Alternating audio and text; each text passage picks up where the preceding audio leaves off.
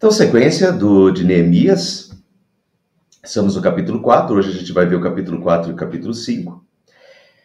Já vimos isso nos capítulos anteriores, que Neemias enfrenta uma forte oposição. Na semana passada a gente viu que Neemias organizou o povo para a reconstrução dos muros, organizou o povo muito bem. Quem não viu o estudo da semana passada, está lá gravado no nosso canal do YouTube, é interessante dar uma olhada. Neemias organizou parte por parte, praticamente por metro quadrado, dividiu por metro quadrado as famílias dos judeus para a reconstrução dos muros de Jerusalém. E, claro, o pessoal em volta não gostou nada disso. Então vamos lá, a oposição que vem sobre a reconstrução dos muros. Quando Sanbalate soube que estávamos reconstruindo o muro, ficou furioso. Ridicularizou os judeus e, na presença dos seus compatriotas e dos poderosos de Samaria, disse: "O que aqueles frágeis judeus estão fazendo? Será que vão restaurar o seu muro? Irão oferecer sacrifícios? Irão terminar a obra num só dia? Será que vão conseguir ressuscitar pedras de construção daqueles montes de entulho e de pedras queimadas?" Bom, esse nome, nós estamos no capítulo 4 hoje.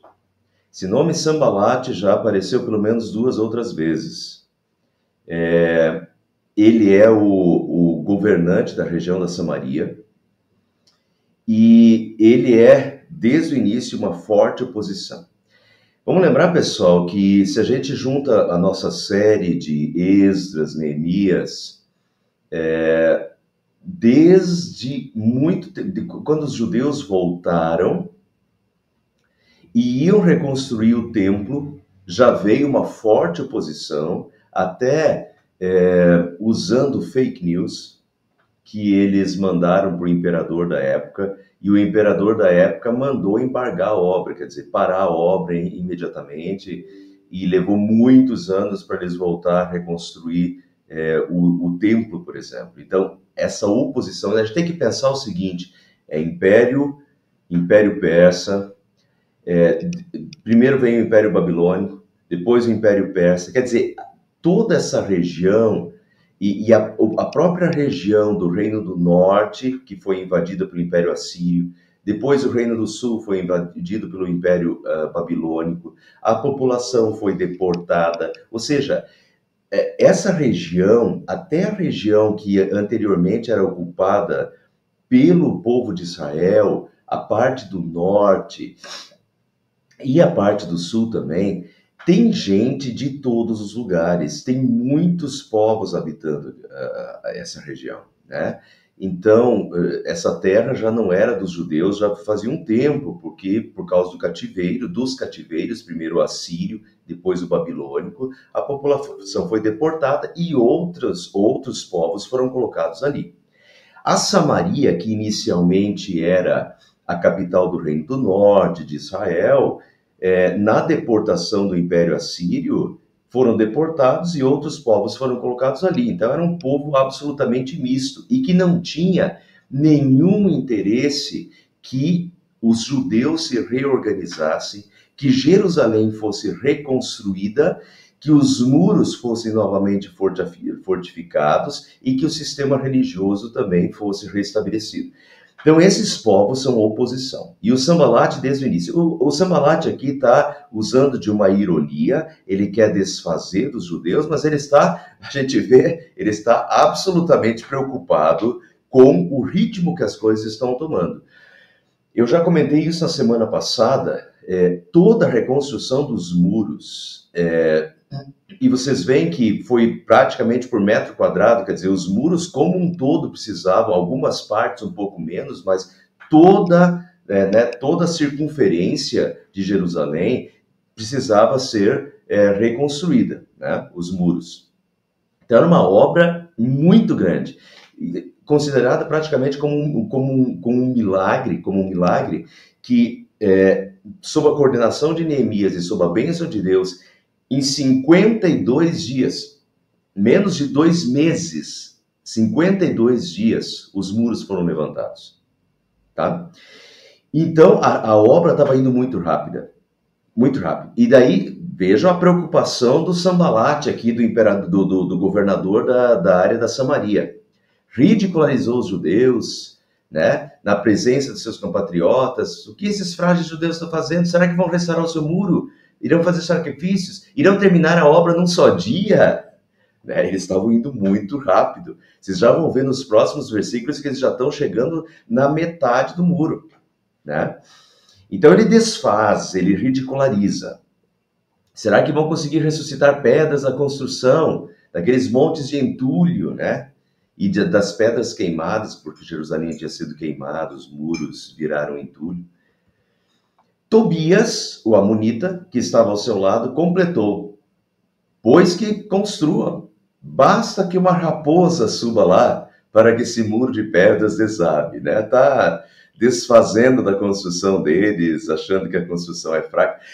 Pois é, então eles desfazem, eles ridicularizam, mas na verdade eles estão cortando prego, né? Eles estão com muito medo, porque eles estão tentando parar a obra. Então os muros não eram tão fracos assim, né? Mas eles estão ridicularizando.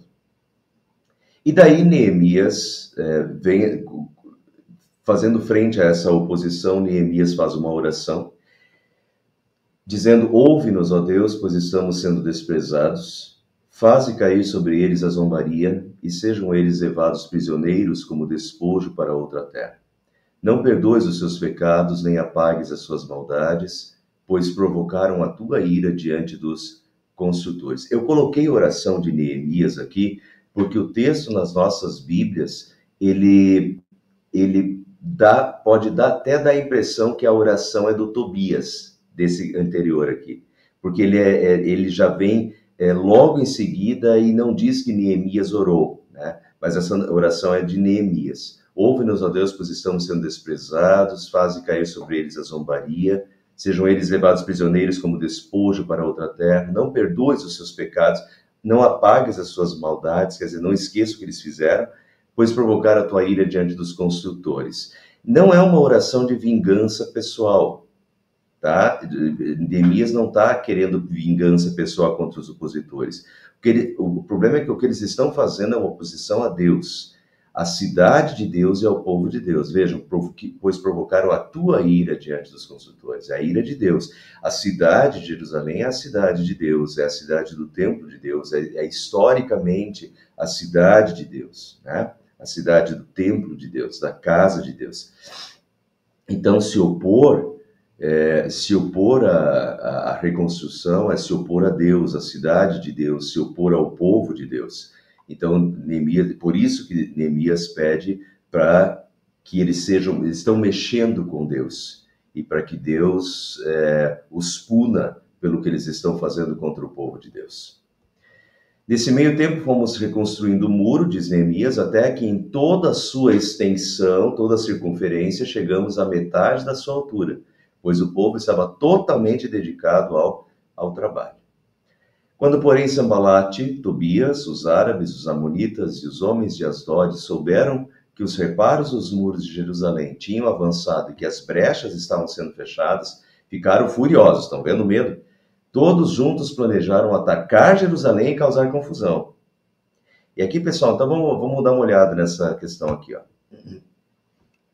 Os opositores cercavam Jerusalém. Aqui tem Sambalate. Sambalate era da Samaria.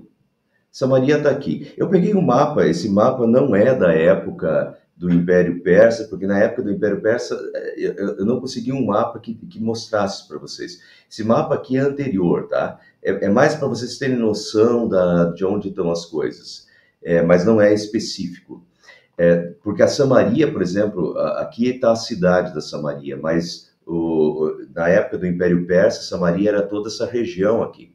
Sambalate, então, era da Samaria, era o governante da Samaria. Tobias já aparece antes aqui no livro. Tobias era um amonita, um texto anterior diz Tobias o amonita. Então, aqui está o reino de Amon. Os amonitas, se vocês olharem lá, a época de Josué, a época do Antigo Testamento ali, os amonitas são inimigos históricos do povo de Israel. Então, o amonita, Tobias o amonita, e os árabes, antes, num texto anterior, veio o Gesem, o árabe, e esse árabe era de Quedar, então a gente sabe que a região de Quedar, aqui estão as tribos árabes aqui embaixo, ó, mas não é só aqui. Toda a região da Península do Sinai era ocupada por esses povos, mas esse reino, esses árabes, vinham até aqui assim, mais ou menos, nessa época. Então, os árabes, árabes aqui que está dizendo, era uma oposição que vinha do sul, né, aqui de baixo. E Asdod. Asdod é uma das 5 cidades dos filisteus, né? Os filisteus eram lá da época de Golias, né? E, de novo, inimigos históricos, os filisteus eram inimigos históricos do povo de Israel. Então, na verdade, aqui a gente tem... E os samaritanos, notem que quando, já na época de Salomão, quando dividiu o reino entre norte e sul, Jerusalém era a capital do sul, mas Samaria era a capital do norte. Então, a oposição dos samaritanos, aqui desses reinos, que agora já eram um povo misto, dos amonitas, dos filisteus e dos árabes. Ou seja, a oposição vinha de todos os lados, dos 4 lados, né? Contra o povo de Deus ali, né? Então, só para vocês terem uma noção aí do que estava acontecendo. E vamos lembrar que Neemias tinha autorização do imperador Artaxerxes, ele era copeiro do rei Artaxerxes, foi assim que começou o livro, ele pediu autorização, ele obteve autorização, ele tem a autorização do imperador do Império Persa. Só que o Império Persa é um dos maiores impérios de todas as épocas, um império gigantesco nessa época. E nos estudos anteriores eu falei para vocês, olha, eu vou chutar que dá mais ou menos 1.100 quilômetros desde Suzã, capital do Império Persa, até Jerusalém, deve dar uns 1.100 quilômetros. Na verdade, eu estava errado, ó. Hoje eu estou corrigindo. Suzã ficava a 1.770 quilômetros de Jerusalém, 55 dias de viagem, viajando 32 quilômetros por dia, tá? Sem carro. No lombo de um cavalo, imagine isso, viagem contínua, provavelmente não se fazia em 55 dias, se fazia muito mais. Neemias, quando vem de Suzã, ele leva 3 meses para chegar, né? Então, era um império muito vasto e até que uma situação dessa daqui, por mais que Neemias tivesse autorização do imperador do Império Persa para reconstruir os muros, até que essa oposição e até que um ataque desse pessoal aqui, que estava sob o Império Persa, que não deveria fazer isso, mas até que um ataque deles chega lá no imperador e o imperador manda forças, os judeus já teriam sido destruídos, né? Então, eles estão a distância muito grande, eles dependem basicamente deles mesmos, né? Não da ajuda do imperador. Mas nós oramos ao nosso Deus, e aqui que está, né? Ao invés de depender do imperador, nós oramos ao nosso Deus e colocamos guardas de dia e de noite para protegermos eles. E ainda vem a questão muito prática, né? De que nós oramos a Deus e agora eles colocam guarda dia e noite para proteger. Eles estão com perigo de ser atacados a qualquer momento. Enquanto isso, o povo de Judá começou a dizer: os trabalhadores já não têm mais forças e ainda há muito entulho. Por nós mesmos não conseguiríamos reconstruir o muro. E aí começa uma pressão interna, uma desmotivação interna. Nós já estamos cansados, os trabalhadores não têm mais força, ainda tem muito entulho. A gente acha que não vai conseguir, né? O desânimo do ser humano, às vezes, né? A gente não vai conseguir, esse negativismo. Então, essa é uma pressão interna, a gente está cansado, a gente não tem mais força, acho que não vamos conseguir. E tinha pressão externa também. E os nossos inimigos diziam: antes que descubram qualquer coisa ou nos vejam, estaremos bem ali no meio deles. Vamos matá-los e acabar com o trabalho deles. Os judeus que moravam perto desses opositores nas regiões vizinhas, os judeus que moravam perto deles 10 vezes os preveniram: para onde quer que vocês se virarem, saibam que seremos atacados de todos os lados. E eu mostrei para vocês que realmente os opositores eram governantes dos que estavam ao redor de Jerusalém. Quer dizer, eles realmente estavam sob perigo de ataque de todos os lados. E a ameaça era frequente, tanto que o pessoal que morava nessas regiões vizinhas, entre esses outros povos, alertaram 10 vezes Neemias de que eles estavam tramando para invadir e matar, vamos matá-los e acabar com o trabalho deles. Por isso posicionei alguns do povo atrás dos pontos mais baixos do muro, nos lugares abertos, divididos por famílias, armados de espadas, lanças e arcos. Fiz uma rápida inspeção, o Neemias, o administrador, Fiz uma rápida inspeção e imediatamente disse aos nobres, aos oficiais e ao restante do povo: não tenham medo deles. Lembre-se de que o Senhor é grande e temível. Lutem por seus irmãos, por seus filhos e por suas filhas, por suas mulheres e por suas casas. E aqui, pessoal, Neemias, ele de novo reforça a confiança em Deus. Não tenho medo deles. Lembre-se de que o Senhor é grande e temível. Aqui está uma grande lição, válida para todos nós, para todo o povo de sempre. Não olhar para o inimigo, não olhar para o tamanho do inimigo, mas olhar para o tamanho de Deus. Raramente a gente faz isso. A gente geralmente olha o tamanho do problema, olha o tamanho do inimigo e fica desencorajado, fica aflito, fica angustiado, porque a gente vê que o inimigo é mais forte, que o problema é maior do que a gente pode. Quer dizer, no fundo a gente está confiando só em nós mesmos, né? É uma tendência do ser humano em confiar só em si mesmo, dizer que confia em Deus, mas no aperto a gente vê que, na verdade, está confiando só nas próprias forças. Neemias aqui é uma lição, não tenham medo deles. Lembrem-se de que o Senhor é grande e temível. O que Neemias está fazendo é lembrando das palavras de Josué.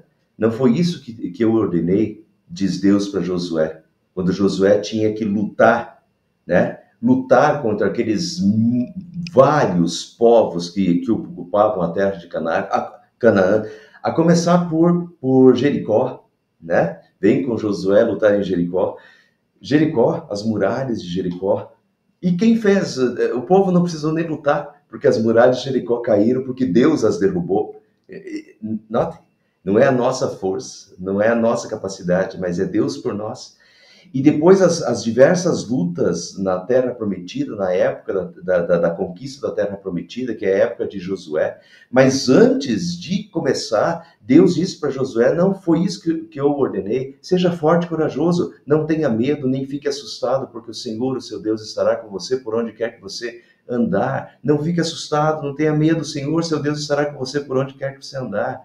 E assim a gente tem que andar, e assim a gente tem que enfrentar os nossos desafios, olhando mais para Deus do que para o tamanho dos inimigos, o tamanho dos problemas, Seja forte e corajoso. Então, Neemias está usando palavras bíblicas, palavras de Deus para Josué, para fortalecer o povo, e dizer: não tenham medo, lembre-se que o Senhor é grande, temível, confie no Senhor. Não olhe só para as ameaças, confie em Deus. Quando os nossos inimigos descobriram que sabíamos de tudo das tramas e que Deus tinha frustrado a sua trama, todos nós voltamos para o muro, cada um para o seu trabalho. Daquele dia em diante, enquanto a metade dos meus homens fazia o trabalho, a outra metade permanecia armada de lanças, escudos, arcos e couraças. Os oficiais davam apoio a todo o povo de Judá que estava construindo o muro. Então, metade trabalhava, metade montava a guarda, para a defesa contra os opositores. Então, não é só eu vou confiar em Deus. Você confia em Deus, você faz a tua parte também. Se prepara, pega em armas, faz um esquema de segurança, faz a tua parte, usa a inteligência. Neemias é um cara que confia em Deus, é um cara que ora a Deus, pede a Deus, confia em Deus, fala para todo mundo confiar em Deus, mas faz a sua parte. E isso acho que é uma grande lição, né? Em latim, ora et labora, ora e trabalha, né? Não é achar que vai cair do céu. Ora, usa inteligência, esquematiza, né? O Neemias esquematizou o sistema de segurança para as defesas, né? E vamos lá, vamos trabalhar. Aqueles que transportavam o material faziam o trabalho com uma mão e com a outra mão seguravam uma arma. E cada um dos construtores trazia na cintura uma espada enquanto trabalhava. E comigo ficava um homem pronto para tocar a trombeta. Então eu disse aos nobres, aos oficiais e ao restante do povo: a obra é grande e extensa, e estamos separados, distantes uns dos outros, ao longo do muro. Do lugar onde ouvirem o som da trombeta, juntem-se a nós ali, e o nosso Deus lutará por nós. Novamente, o nosso Deus lutará por nós. Lembrando Deuteronômio 1:30, não fiquem apavorados, não tenham medo deles, diz Deus. O Senhor, o seu Deus, que vai adiante de vocês, ele lutará por vocês, segundo tudo que viram que ele fez conosco no Egito e também no deserto. Aqui é Deuteronômio, é Moisés lembrando, e Moisés diz, olha aqui, ó. Ele lutará por vocês segundo tudo que viram que ele fez conosco no Egito e também no deserto. Vocês lembram o que Deus fez conosco no Egito? Que Deus abriu o mar vermelho para que a gente passasse, que Deus derrotou o exército do Egito que estava atrás de nós. E lembra do que Deus fez por nós no deserto, né? Então lembrem de quem é o Senhor. Olhem para trás, olhem para tudo que Deus já fez. E tenham essa firmeza de fé e não fiquem apavorados, não tenham medo dos inimigos. O Senhor, seu Deus, que vai adiante de vocês, ele lutará por vocês, segundo tudo que vocês já viram, né? E é isso que Neemias está falando para o povo. O nosso Deus lutará por nós. Em Êxodo 14:14 diz, o Senhor lutará por vocês. Fiquem calmos. A fé de Neemias estava apoiada nas promessas de Deus, nos versículos bíblicos, e nas muitas vitórias de Deus em favor do seu povo, desde o êxodo. E assim também conosco, pessoal. Seja o que vier, a batalha que vier, a luta que vier, seja uma doença, seja outro problema, Deus lutará por nós, Deus estará conosco, né? Olhe para trás, veja o que Deus já fez, confie em Deus, coloque a sua vida nas mãos dele. Dessa maneira, prosseguimos o trabalho com metade dos homens empunhando espadas, desde o raiar da alvorada até o cair da tarde. Naquela ocasião, eu também disse ao povo, cada um de vocês e o seu ajudante devem ficar à noite em Jerusalém, para que possam servir de guarda à noite e trabalhar durante o dia. Eu e os meus irmãos, os meus homens de confiança e os guardas que estavam comigo, nem tirávamos a roupa, e cada um permanecia de arma na mão. O risco era, vejam aqui a questão do risco, o risco era alto e constante, a tal ponto que Neemias e os seus guardas nem tiravam a roupa e cada um permanecia de arma na mão, né? Agora, aqui 5, tá? Eu esqueci de trocar. Aqui já começa o capítulo 5. Agora uma reclamação e é uma questão de injustiça social. Ora, o povo, homens e mulheres, os judeus, agora é o povo judeu, entre os judeus, começou a reclamar muito dos seus irmãos judeus. Alguns diziam, nós, nossos filhos e nossas filhas somos numerosos, precisamos de trigo para comer e continuar vivos. Outros diziam, tivemos que penhorar as nossas terras, nossas vinhas e nossas casas, para conseguir trigo para matar a fome. E havia ainda outros que diziam, tivemos que tomar dinheiro emprestado para pagar o imposto cobrado sobre as nossas terras e as nossas vinhas. Apesar de sermos do mesmo sangue dos nossos compatriotas e dos nossos filhos, e de nossos filhos serem tão bons quanto os deles, ainda assim temos que sujeitar os nossos filhos e as nossas filhas à escravidão. E de fato algumas de nossas filhas já foram entregues como escravas e não podemos fazer nada, pois as nossas terras e as nossas vinhas pertencem a outros. Depois vocês vão ver que a questão aqui é totalmente de judeus com judeus. Quem está explorando são os próprios judeus. Depois Neemias vai dar um puxão de orelha tremendo nos governadores, nas autoridades, que são os que estão explorando, que mais estão explorando. mas era um judeu explorando o outro, cobrando juros. Vocês já vão ver isso um pouquinho na frente, que Neemias vai dizer, não pare de cobrar juros. Então, era juros, cobrando juros, fazendo os próprios irmãos que estavam necessitados, que precisavam de dinheiro para pagar um imposto, não estavam conseguindo pagar um imposto, e, enfim, né, escravizando os próprios irmãos judeus e usando dessa ocasião, né, para ganhar mais em cima dos outros. Uma opressão, uma injustiça social. E vejam, pessoal, em cima disso, olha o que diz, vamos voltar lá para Deuteronômio. Deuteronômio capítulo 23 é a lei de Moisés, né? Deus havia proibido cobrar juros de um irmão israelita. Deuteronômio 23, 19 diz, não cobrem juros quando emprestarem dinheiro, comida ou qualquer outra coisa ao israelita. Vocês poderão cobrar juros dos estrangeiros, mas não cobrem de outro israelita, para que o Senhor nosso Deus abençoe tudo que vocês fizeram na terra que vai ser de vocês. Entre o povo de Deus, não era para cobrar juro de um irmão. Né? Um irmão que está necessitado era para ajudar sem cobrar juros, né? Não cobra juros quando emprestar dinheiro, comida ou qualquer outra coisa de um israelita. Então essa é a questão. Era proibido cobrar juros de um irmão, né? Um irmão na fé, um irmão do povo de Deus. Outra questão que estava envolvida era o 7º ano. Tinha o 7º ano e tinha a cada 7 grupos de 7 anos, 7 vezes 7, 49, né? O chamado jubileu, 50 anos. No 50º ano, no ano 50, a terra era devolvida.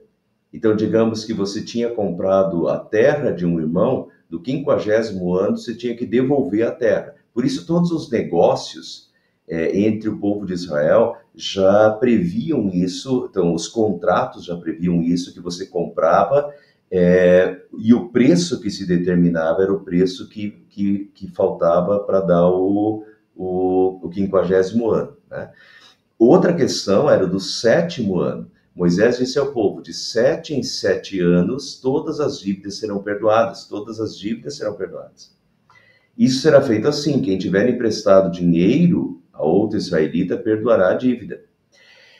Então já era proibido cobrar juros, mas aqui não é nem os juros, aqui é uma dívida sem juros. E ele não exigirá pagamento, pois o Senhor Deus declara que a dívida foi perdoada. Então, no 7º ano, a cada 7 anos, a dívida era perdoada. Vocês podem exigir que os estrangeiros paguem. Quer dizer, para os estrangeiros pode, mas entre o povo de Deus, para um irmão, não. Amor ao próximo. Pode exigir que os estrangeiros paguem, mas deve perdoar as dívidas dos seus patrícios israelitas. O Senhor nosso Deus os abençoará ricamente na terra que vai lhes dar. Portanto, não haverá nenhum israelita pobre. Essa é a questão. Não é para haver nenhum israelita pobre. Se todos derem atenção ao que o Senhor ordena e obedecerem a todos os mandamentos que hoje estou dando a vocês, conforme prometeu o Senhor, Deus os abençoará. Vocês emprestarão a muitos povos, mas não tomarão emprestado de ninguém. Terão domínio sobre muitos povos, mas não serão dominados por ninguém. Se houver um israelita pobre em qualquer cidade da terra que o Senhor nosso Deus vai dar a vocês, tenham pena dele e o ajudem. Sejam generosos e emprestem todo o dinheiro que ele precisar. Ajuda, amor ao próximo. Se isso acontecer quando estiver perto o 7º ano, o ano em que as dívidas são perdoadas, talvez você pense em não ajudar o necessitado, porque daí você não vai ganhar nada com isso. Digamos, o cara está me pedindo emprestado no 6º ano, mas o ano que vem já vai ser o 7º ano, ele não vai conseguir me pagar, entende? Então, olha o que Deus está dizendo, talvez você pense em não ajudar o necessitado. Afaste esse mau pensamento e ajude o seu patrício israelita, senão ele gritará a Deus contra você e você será culpado de pecado. Não dê com tristeza no coração, mas seja generoso com ele. Assim o Senhor, o nosso Deus, abençoará tudo que você planejar e tudo que fizer. Sempre haverá pobres e necessitados no meio do povo.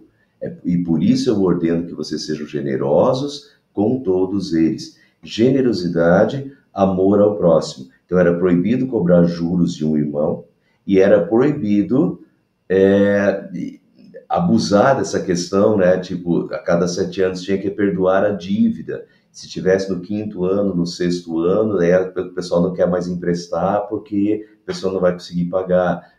Daí isso seria o outro continuaria na sua necessidade sem que ninguém o ajudasse. Então, o que Deus tem por trás aqui é realmente uma questão que evitava o empobrecimento. A cada 50 anos, a terra voltava para a família, ou seja, não haveria dessa forma uma pessoa que começasse a acumular terras e mais terras. Porque a cada 50 anos a terra voltava para a família. Aquela família que porventura aconteceu alguma coisa muito grave, que acabou se endividando, digamos que hoje em dia uma família tivesse graves problemas de saúde. Lá nos Estados Unidos, que o sistema dos Estados Unidos é diferente daqui, o pessoal tem que pagar e entra em muitos filmes americanos essa questão, né? De que às vezes as pessoas não têm, num tratamento caro de câncer ou coisa assim, não têm condições de pagar o tratamento e que é extremamente alto o valor e a família se endivida, né? Então, às vezes se endivida e daí teria que vender coisas, né, tal. Mas depois de 50 anos, a terra voltava para a família. Portanto, por mais que a família sofresse, mas não era um endividamento perpétuo, um empobrecimento cada vez maior. Isso é uma questão de justiça social. As dívidas também a cada 7 anos eram perdoadas, de tal forma que isso era um esquema montado para Deus que evitava que muitos tivessem muito e que os outros cada vez empobrecessem mais. Ou uns enriquecessem e ficassem donos de tudo e outros com pouquíssimo e sempre necessitados e explorados pelos outros. Então Deus montou um esquema justo, né? E essa era a lei que vigorava dentro do povo de Israel. Não era, isso a gente tem que cuidar, porque às vezes os outros povos tinham outras leis, mas dentro do povo de Deus, para o povo de Deus valia a lei de Deus. E hoje também a gente tem que cuidar que às vezes, mas pastor, ninguém faz isso ao redor. A lei do país não prevê isso. A lei de ninguém prevê isso. Às vezes a gente está olhando muito ao redor, o que os outros fazem, o que os outros empresários fazem, o que os outros fazem. Nada disso serve de critério. Isso é critério humano, o que os outros fazem, os outros podem estar todo mundo errado. O que é correto aos olhos de Deus, é o que Deus julga que é correto, não é o que a sociedade acha que é correto, o que é padrão para a sociedade, o que é padrão para as empresas, aos olhos de Deus. O que importa para mim, cristão, é o que Deus acha que é correto. Compreende? É completamente diferente. Eu não tenho que olhar ao redor, eu tenho que olhar para o que Deus diz que é correto para eu fazer, né? E tinha a questão dos escravos aqui ainda. Êxodo capítulo 21. Se um israelita, seja homem ou mulher, for vendido a você como escravo, ele será o seu escravo 6 anos. No 7º ano você lhe dará liberdade. E quando ele for embora, não o deixe ir sem lhe dar alguma coisa. Seja generoso com as bênçãos que o Senhor Deus derramou sobre você. Dê ao escravo ovelhas, cereais, vinho. Lembre que você também foi escravo no Egito e que o Senhor nosso Deus o tirou de lá. É por isso que eu estou dando essa ordem a você hoje. Estão vendo esses esquemas de Deus de evitar a exploração, de evitar a injustiça social, o empobrecimento de alguns e a riqueza de outros, né? O domínio de outros. Então, isso daqui era a lei de Moisés. Outra questão é, A injustiça social havia sido uma das causas do castigo de Deus que os levou ao cativeiro babilônico. Em Isaías, capítulo 5, versículo 7, diz: a plantação de uvas do Senhor Todo-Poderoso, a videira de Deus, que era Israel, a plantação de uvas do Senhor Todo-Poderoso, as parreiras de que ele tanto gosta, são o povo de Israel e o povo de Judá. Deus esperava que eles obedecessem à sua lei, dada por Moisés, Deuteronômio, Êxodo. Deus esperava que eles obedecessem à sua lei, mas ele os viu cometendo crimes de morte. Esperava que fizessem o que é direito, mas só ouviu as vítimas gritando por socorro. Tem um outro texto que diz que as pessoas gritam a Deus por socorro, porque o pobre que tem fome grita a Deus e clama a Deus, né? Sem que ninguém lhe ouça, mas Deus ouve. Ele esperava que fizesse o que é direito, mas só ouviu as suas vítimas gritando por socorro. E agora vem: ai de vocês que compram casas e mais casas, que se tornam donos de mais e mais terrenos. Daqui a pouco não haverá mais lugar para os outros morarem, e vocês serão os únicos moradores do país. Tá vendo? O rico cada vez ficando mais rico, às custas do pobre, que cada vez fica mais pobre. Exploração social. Ouvi o Senhor Todo-Poderoso dizer isso: as grandes e belas mansões serão destruídas e ninguém ficará morando nelas. Castigo babilônico. É isso que vocês querem? Então vocês vão ficar sem nada. E foi isso que Deus fez. Vieram os babilônios e o povo foi levado sem nada para a Babilônia. Perderam as suas casas, perderam as suas mansões.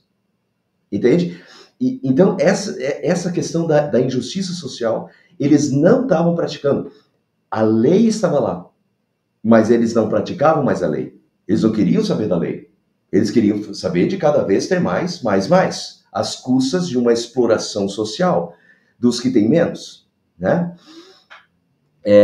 Vejam Amós, capítulo 2. Amós é conhecido como o profeta da justiça social e que também é a voz de Deus, chamando ao arrependimento, porque senão Deus vai castigar. E o que Deus diz? Deus condena Israel. O Senhor Deus diz: o povo de Israel tem cometido tantos pecados, tantos meses, que eu tenho de castigá-los. Vendem como escravos pessoas honestas que não podem pagar as suas dívidas e até aquelas que são tão pobres que não podem pagar a dívida que fizeram para comprar um par de sandálias. Perseguem e humilham os pobres e fazem injustiças contra as pessoas simples. Toda aquela questão de Deus, de que as dívidas deveriam ser perdoadas, a terra deveria voltar para a família no 50º ano, foi ignorada. E foi ignorada por muito tempo. E daí Deus põe o ponto final. Então eu vou castigar vocês e vocês vão... E foram levados para a Babilônia, né? Perderam as suas terras, perderam as suas mansões e perderam tudo, porque estão pecando e sem arrependimento. É uma exploração social. Muito bem, pessoal. As coisas estão mudando, mas Europa teve um grande reavivamento religioso e nesse reavivamento religioso houve uma busca por justiça social e por salários mais equitativos, ou que não fosse tão díspares, ou como é que são as palavras, Silvia? Desparelhos, né? Até hoje tem alguns países ou países super desenvolvidos que ainda têm essa equidade social, não tem uma diferenciação tão grande de salarial, né? Até as pessoas que têm empregos mais humildes, mas ainda conseguem se sustentar, e às vezes a diferença desses que têm trabalhos mais humildes para aqueles que têm trabalhos, os que têm trabalhos às vezes né, um pouco mais sofisticados, ganham um pouco mais, mas não é uma diferença salarial tão grande. É uma coisa mais equitativa, uma coisa mais justa. Mas nos países subdesenvolvidos há uma clara exploração de mão de obra, né? De que se paga o salário mínimo. Essa questão do salário mínimo é é exploração social total, porque a questão do salário mínimo é só um direito para explorar. Pelas pesquisas de quanto eu precisaria para uma família de 4 pessoas viver com certa dignidade, sem sobras, com dignidade, pudesse pagar as suas contas. Uma família de 4 pessoas, hoje, a última vez que eu vi, era 5.800. 5.800, uma família de 4 pessoas precisaria para não ter sobras, precisaria para conseguir viver. Muito bem, 5.800. Quanto é o salário mínimo? Compreende? Absolutamente injusto, não tem fundamento. Então, o Brasil ainda é um país subdesenvolvido, e um país que explora uma mão de obra barata. Nós cristãos precisamos observar isso e agir com justiça, né? Fazer as contas e pagar salários justos, viabilizando o empresário, viabiliza a sua empresa, tenha o seu lucro, que faz parte, mas não às custas de exploração, dos mais pobres. Uma coisa que seja mais equitativa, mais justa, olhando por amor ao próximo, não em eu só olhar para mim e na minha riqueza que vai se acumulando, mas olhar para o meu próximo e pagar um salário justo, né? Muito bem. Daí Neemias diz, quando eu ouvi a reclamação e essas acusações, eu fiquei furioso. Fiquei furioso, pessoal, porque Neemias é aquele cara que conhece a lei de Deus. Eu já mostrei isso para vocês antes, conhece a lei de Deus a fundo. E sabe que ele já se decepcionou antes com o que o pessoal está fazendo, né? Esdras também se decepciona com o que eles estão fazendo, com o que os líderes estão fazendo. Lembram ainda a questão dos casamentos? Esdras deu uma maior lavada no pessoal, porque o pessoal, os próprios líderes, tinham casado com mulheres de outros povos, que Deus tinha proibido. E mesmo depois do cativeiro babilônico, quer dizer, eles não tinham aprendido a lição. E essa questão agora, Neemias fica furioso, porque, poxa vida, isso é lei de Deus, não é para fazer. E vocês, depois do cativeiro babilônico, vocês continuam fazendo isso com seus irmãos. Falta de amor ao próximo, né? Neemias fica furioso. Fiz uma avaliação de tudo e então repreendi os nobres e os oficiais, dizendo-lhes, vocês estão cobrando juros dos seus compatriotas. Por isso convoquei uma grande reunião contra eles e disse, na medida do possível, nós compramos de volta os nossos irmãos judeus que haviam sido vendidos aos outros, e agora vocês estão até vendendo seus irmãos. Quer dizer, a gente compra, né, paga para recuperar os nossos irmãos que foram escravizados, mas agora vocês, os próprios irmãos, estão escravizando os próprios irmãos. Agora vocês estão vendendo seus irmãos. Assim, eles terão que ser vendidos a nós de novo, entre o próprio povo de Deus. Eles ficaram em silêncio, pois não tinham resposta. Porque estavam errados, porque estavam indo, era pecado, estavam indo contra a lei de Deus, né? Ficaram envergonhados. Por isso prosseguiu, o que vocês estão fazendo não está certo. Vocês devem andar no temor do nosso Deus para evitar a zombaria dos outros povos. Porque os outros estão dando risada do que vocês estão fazendo, que um pisa no outro, entre os próprios irmãos. Evitar a zombaria dos outros povos, os nossos inimigos. Eu e meus irmãos e os meus homens de confiança também estamos emprestando dinheiro e trigo ao povo. Mas vamos acabar com a cobrança de juros. Devolvo-lhes imediatamente as suas terras, suas vinhas, suas oliveiras, suas casas e também os juros que cobraram deles. A 100ª parte do dinheiro, do trigo, do vinho e do azeite. Quer dizer, devolvam. Vamos começar por aí, né? Fizeram errado, agora devolvam. E eles responderam, nós devolveremos tudo o que você citou e não exigiremos mais nada deles. Vamos fazer o que você está pedindo. Ótimo. Ato de arrependimento, perceberam o erro, se arrependeram e, né, disseram que vão fazer diferente. Então eu convoquei os sacerdotes e os fiz declarar sob juramento que cumpririam a promessa feita. Também sacudi a dobra do meu manto e disse: Deus assim sacuda de sua casa e de seus bens todo aquele que não mantiver a sua promessa. Tal homem seja sacudido e esvaziado. E toda a Assembleia disse amém. Amém. É isso. Então, aqui é um pacto. Neemias faz um pacto com a população e diz: devolvam as terras, devolvam os juros, né? Vejam o que vocês fizeram de errado e façam certo agora. Eles disseram: faremos. E Neemias termina, e isso era próprio da época, termina dizendo: olha, que Deus também sacuda vocês se vocês não cumprirem isso. E eles dizem amém, que assim seja. E louvou o Senhor, e o povo cumpriu o que prometeu. Então, pessoal, essa é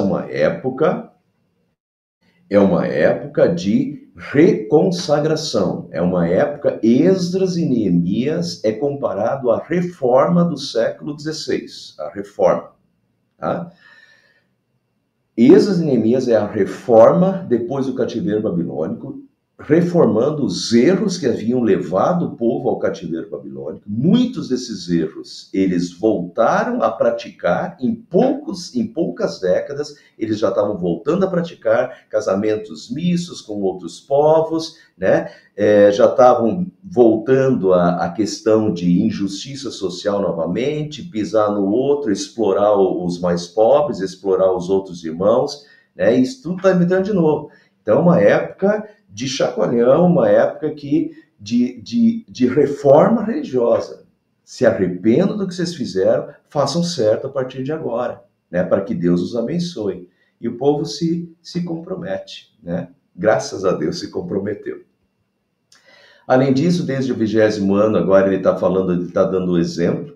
Além disso, desde o 20º ano do rei Artaxerxes, quando fui nomeado governador deles na terra de Judá, até o 32º ano do seu reinado, durante 12 anos, nem eu, nem meus irmãos, comemos a comida destinada ao governador. Quer dizer, Neemias aqui está dizendo que ele foi feito pelo imperador Artaxerxes, governador de Jerusalém ali. Ele, como governador, ele teria direito a exigir impostos, taxas das pessoas para que ele se mantivesse, mas ele não cobrou. Não comemos, nem eu nem meus irmãos comemos a comida destinada ao governador. Mas os governantes anteriores, aqueles que me precederam, puseram um peso sobre o povo e tomavam dele 480 gramas de prata, além de comida e vinho. Quer dizer, os meus predecessores cobraram altas taxas de vocês. Eu não estou cobrando. Ele tá dando o exemplo pessoal de vida dele. Eu teria direito, mas não cobrei. Até os seus auxiliares oprimiam o povo. Mas por temer a Deus, eu não agi dessa forma. Ao contrário, eu mesmo me dediquei ao trabalho nesse muro. Neemias trabalhou junto. Mesmo sendo governante, ele pôs a mão nas pedras junto, trabalhando. Todos os meus homens de confiança foram reunidos ali para o trabalho e não compramos nenhum pedaço de terra.